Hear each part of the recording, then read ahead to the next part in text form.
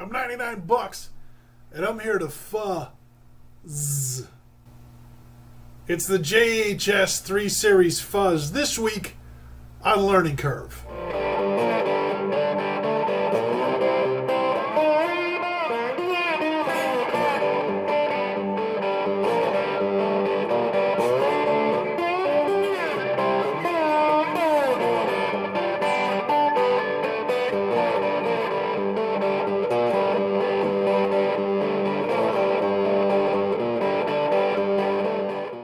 I'm Spencer Dobson.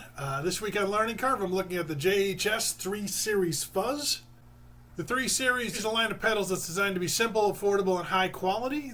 Each of the pedals in the line have 3 knobs, in this case a volume, a bias, and a fuzz, and a toggle. In this case, it's a fat switch. The 3 Series is made in Kansas City, Missouri, right here in the middle western part of the United States.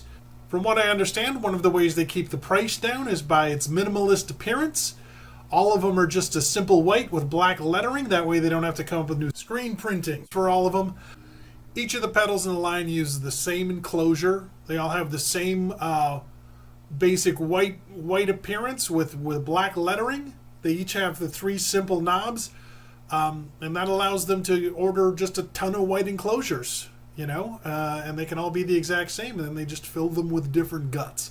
They also didn't spend any money on naming them. The fuzz is called a fuzz. It's not called like a fuzz chocula or a Diet Coke and a side of fuzzians. So no money spent on the creative department on that end. And the distortion is called a distortion, not like a earweevil of death laser. Just real simple, really to the point. Put everything into the sound, man. The sound. Man. So I am looking at the fuzz today. If you are new to pedals, you're new to fuzz, you're new to guitar, first of all, thank you so much for watching my channel. Do some research on the fuzz pedal. It's a great story. So I'm going to give you just a quick encapsulated version of the history of fuzz. In 1961, while recording the Marty Robbins song Don't Worry, something went wrong in the mixing board, the mixing console. The 6-string bass of a gentleman named Grady Martin sounded crazy. Some people liked it, some people hated it.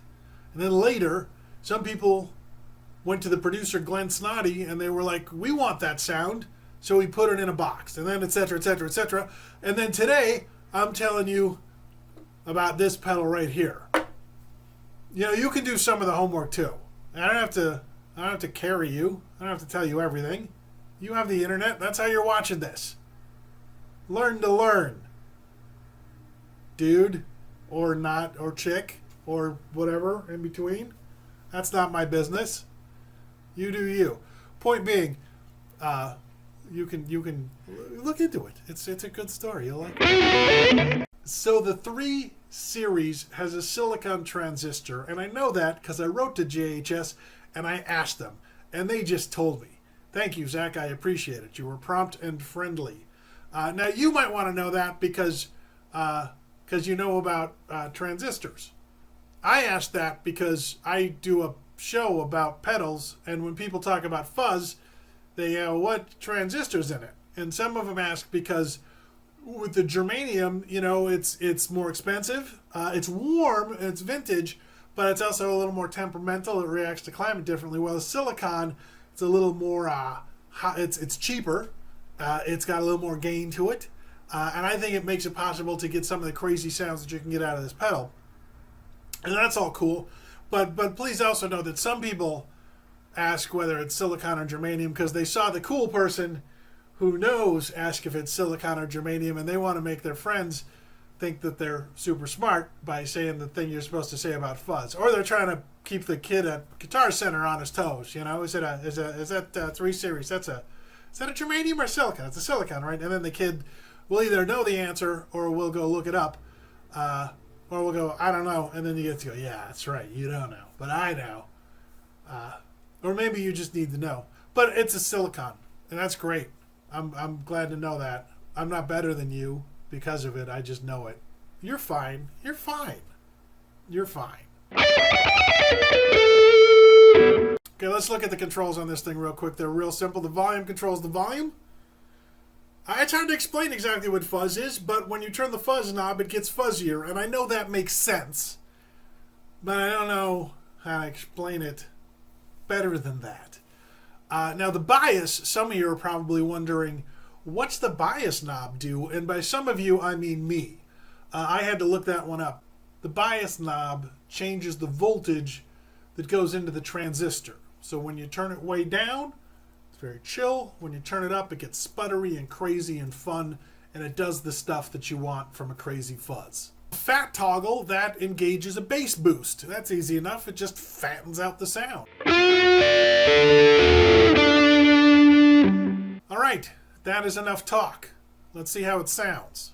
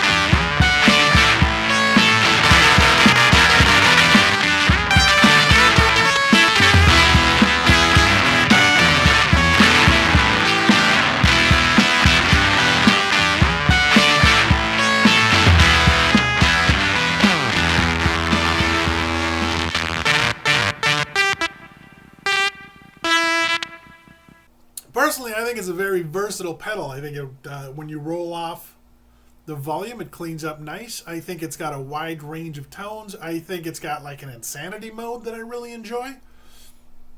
I think the minimalist enclosure lends itself to people painting it and customizing it and making it their own. I feel like social media is going to be full of that really soon. I think $100 for an American-made pedal is a pretty awesome price, and I'm always happy to buy American-made products when that's an option and it's in my budget. I think the sticker and the button that came with it are awesome, and I like a little box candy.